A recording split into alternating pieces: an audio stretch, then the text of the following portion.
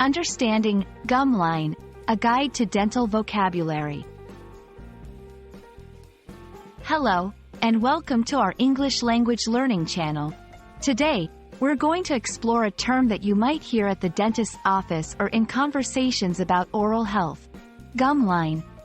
Understanding this phrase is not only useful for your English vocabulary but also for your everyday life, especially when discussing dental health. So, let's dive in and learn about what the gum line is and how it's used in English. The gum line refers to the area where your teeth and gums meet.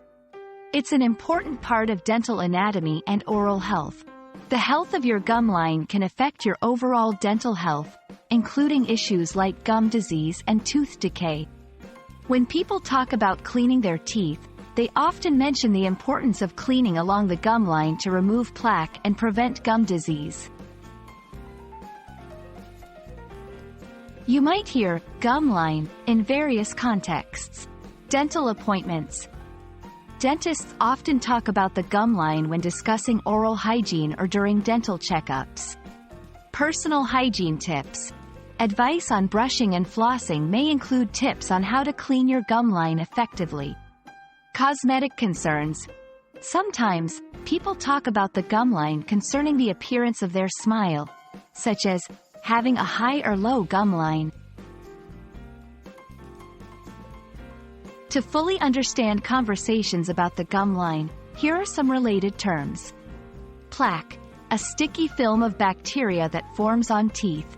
Gum disease, an infection of the gums that can affect the bone that supports your teeth. Flossing, a method of cleaning between your teeth and along the gum line. Dental hygiene, overall care of your mouth, teeth, and gums.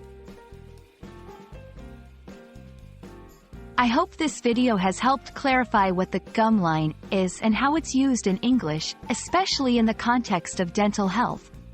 Remember, a healthy gum line is a key to overall oral health.